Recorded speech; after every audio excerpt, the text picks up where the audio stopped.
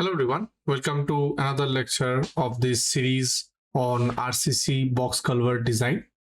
So in our previous lectures, you have seen how you can assign different loads, including the vehicular live load.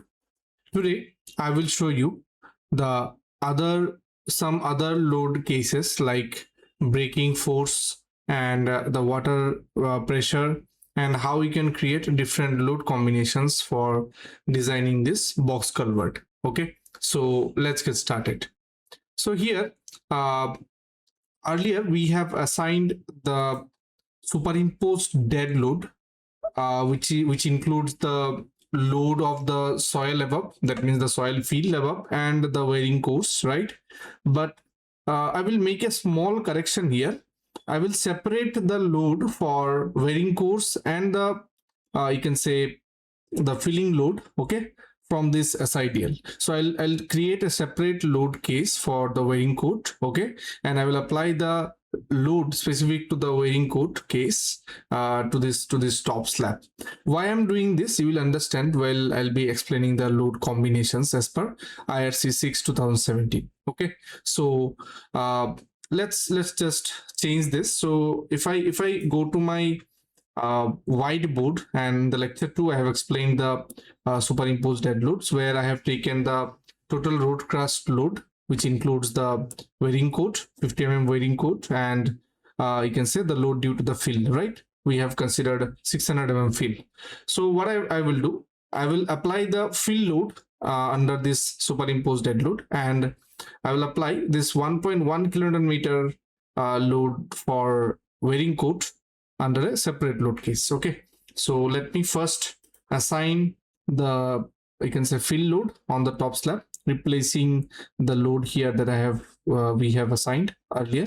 So I'll take the selection cursor, I'll select this top slab, I'll go to load, and I'll click here beam loads, maybe element load. Okay, I will change this to SIDL, and I will replace the load, and this load will be my 12 kilonewton per meter that we have calculated for the, you can say, fill load. Okay, so I'll give this value minus 12. Okay, it is in kilonewton per meter, and you can click apply. So I have replaced the previous load, okay, under this SIDL. Now I'll create another static load case, and I will name this load case as, suppose I will name it as WC for wearing course. Okay, WC for wearing course, and if you want, you can write description here, or you can change the type. I will keep this type as maybe other load case or user defined load case. Yeah. Okay, and I'll click on add. So here is the wearing course load case, and similarly I'll select this top slab here again. I'll go to beam load, element load, and here I will apply, I'll select the wearing course load case first, and I'll apply the minus 1.1, that means 1.1 kilonewton per meter load due to the wearing coat. Okay, I'll click on apply here.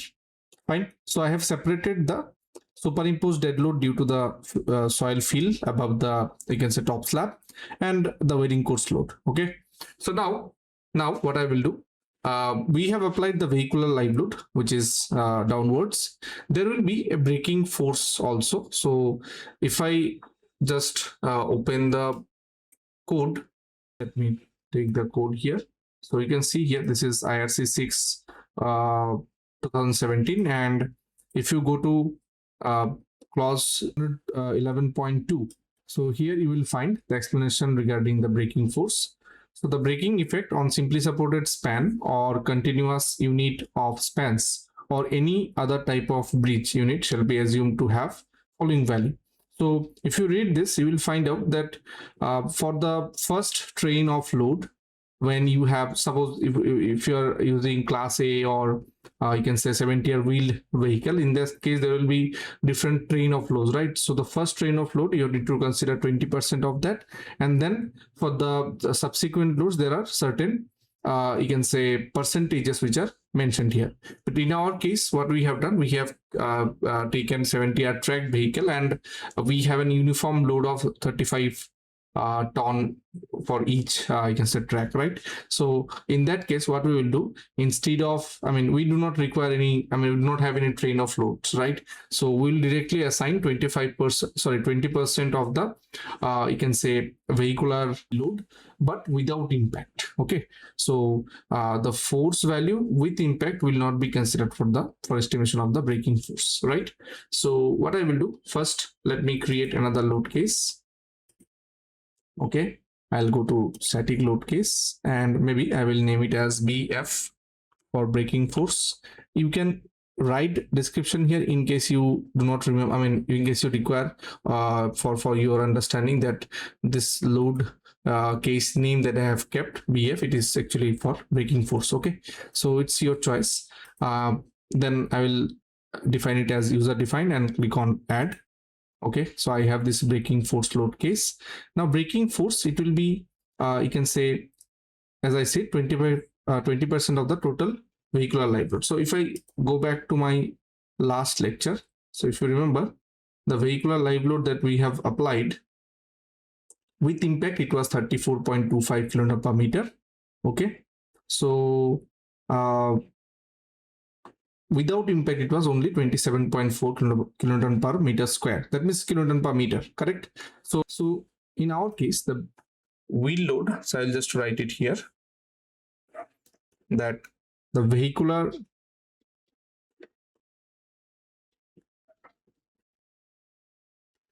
live load, it was how much? 27.4 kilonewton per meter, correct?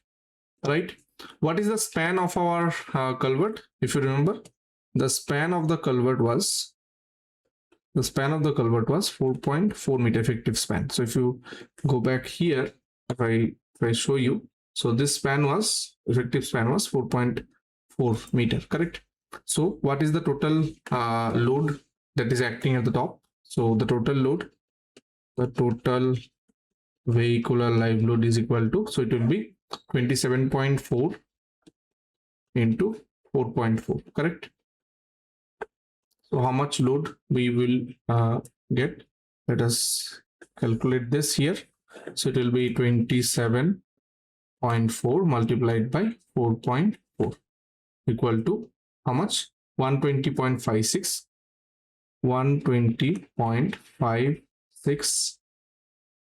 kilonewton, correct? Okay, so this is a point load which will be applying in our structure. Okay, so what I will do, I will open my model, and I will choose any of the ends. You can apply here or here. Okay, so I will take this joint. Okay, and then I will apply the load as nodal force. Okay, so you can see there are this nodal loads, right? And it will be applied along x direction. So fx, it will be 120 point, how much? 120.56. so fx will be 120, okay, 0.56 kilonewton force that we are applying laterally. Click on apply. You can see this is my braking force that I have applied. Now we will estimate the water pressure inside the culvert. So here, if I show you my image here, if I go to the second lecture, you can see here the effective height of the culvert we have considered as 2.4 meter, which we have modeled in our analysis model, right? In meters gen annex. And if we consider the full height of water, then it will be from bottom of this top slab to the top of the bottom slab. So in this height, which is of 2 meter, we will be applying the water pressure. So the water pressure will be something like this, correct? Here at the bottom, so it will be maximum water pressure, and here it will be minimum, which is 0, correct? So in this case, what we need to do, we need to estimate the water pressure. So this height is 2 meters. So obviously if the height is 2 meter, so the water pressure will be something like this. So this maximum water pressure will be 2, which is this 2 meter. So 2 into 10 kilonewton per meter cube density of water. So it will be 20 kilonewton per meter square pressure, correct? And then if we multiply this with 1 meter width, so to convert it into line load, so it will be 20 kilonewton per meter line load, right? And here we will get 0. Fine. Now to apply the same in Midas Gen X, okay, or Midas Gen, any version of Midas Gen if you have. So what I will do, first I will select the member. Suppose I'll select this wall and I'll go to loads. I'll click on here beam loads, element load, and I'll change this load case. Okay, so apply the, before applying the, you can say water pressure, I need to create a load case, right? So I'll just click on this 3 dot here. So it will open my load case definition box. So I'll just name it as, suppose WL, and I'll select the type as maybe user defined, and I'll click on add. Okay, close. So I'll change this to WL first, and the load type, it will not be uniform load, it will be a trapezoidal load, right? So I'll select it as trapezoidal load. Direction of load, so here suppose we'll be applying with respect to the global direction, so it will be global X. So I'll select it to global X. Okay, and now here I need to give the factor, as it is a relative value. So basically, if the total length of the wall which we have modeled, if we consider it as 1, so in that case, what will be the point here? What will be this length? What will be the factor for this length? What is this length? This is nothing but we have done the center line modeling, right? So from the center of the bottom slab to the top face of the slab, so it will be around 200 mm, right? So 0.2 meter. And from top center of the top slab to the you can say bottom of the top slab, it will be also around 200 mm, correct? Because both the slabs are having you can say 400 mm thickness. So in that case, how to find out this factor? So if this total height is 2.4 meter, this height, if this height is 2.4 meters, so the factor will be 0.2 meter by 2.4. So how much it will be? So it will be around 0.083. Okay, 0.083 it will be, right? So, and then, so that means if I want to apply load here, okay, if I want to apply the you can say load here, so for that, one more thing we need to do, we need to see the direction of this element, okay, the start and end node. So what I will do, I will select this display option, I'll go to element, and here I will find an option called local direction. So I'll select this local direction here and I'll click on apply. So you will see a small arrow here, right? You'll see a small arrow here which is showing me upward direction. That means this is the start node and this is the end node for these elements. Okay, so the beam, or you can say this line, is modeled from bottom to top, correct? So that means whenever we are considering this factor, we'll be considering this as 0 and this as 1. Okay, this point as 0, this point as 1. Fine. So this point it will be 0.083. This point it will be 1 minus 0.083 because it is also 200 mm, correct? Right? So it will be how much? It will be around 0. I think 0.917. So if you do it 1 minus 0.083, so it will be around 0.917, correct? So it will be 0.917 factor. So that means when I'll be applying the load here, so this value, the x1 value, which is the factor for the starting point, so it will be 0.083. It will be 0 if you are applying from the very bottom itself. Okay, so it will be 0.083, and at that point the load intensity is 20 kN per meter for us, right? So 20. Now it will be positive if I am applying in this particular phase, because if you see here, x is from left to right, it is positive x, from right to left it is negative x. So if I'm applying load on this particular wall, so it will be positive 20 value, and at 0.917, that means at the top, at this particular point it will be 0. Okay, so I have selected this and I'll click on apply. You can see how the load is applied here, right? Fine. Now similarly you can do it here. I'll select this line, and now only I'll change the direction of the load to -20, and I'll click on apply. So you can see how we have applied the water load on the box culvert. So now I'm going to give a brief about how we are going to create the load combinations for the design. Okay, and probably in the next lecture we'll be discussing the generation of load combination as per IRC 6. So here I will go to IRC 6 2017, and this is page number 18 of the code, which is basically telling us about the design combinations. So there are three types of combinations that we'll be creating. One is for structural strength check. So I will just write it. One is for strength. So that means you can say to find out the thickness, shear force with respect to the shear force and bending moment, and to find out the reinforcement, correct? Second one will be for stress level check in the structural components, so stress check.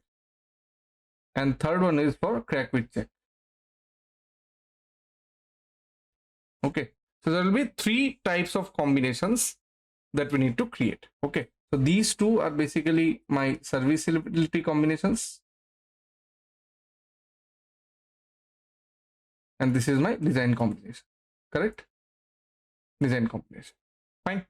So now here, if you see, if you read it out, so for we'll be creating a basic combination for structural strength, estimation of structural strength of the elements, and for that we'll be using table B2, okay, which is actually given here. If you see, it is B1, and then we'll be having the table B2. Yes, you can see in table B2 we have these basic combinations which we'll be using for the design. So these are the partial safety factors for different type of load. Okay, and then we have if I go back to the page again, we have another combination called rear combination. Okay, we have another combination called rear combination. So this rear combination will be using for the checking of stress limits. Okay, and the partial safety factor for these rear combinations are given in table B3, correct? Okay, and then we have another one which is quasi-permanent combination. It is also in table B3, and these factors will be using for crack width check. Okay, so there will be three types of combinations that we'll be creating. One is the basic combination from table B2 for strength. Okay, and from table B3, we'll be basically creating the serviceability combinations, the rear combinations for stress level check, and the quasi-permanent combination for the, you can say, crack width check. Fine. Okay, so these combinations, how we can create in our analysis model in Midas GenX, that we will explain in our next lecture. So if you have any doubt up to this, you can always write me in the comment. I will try to solve those at the earliest possible as per my capacity. Thank you, and we'll see you in the next lecture.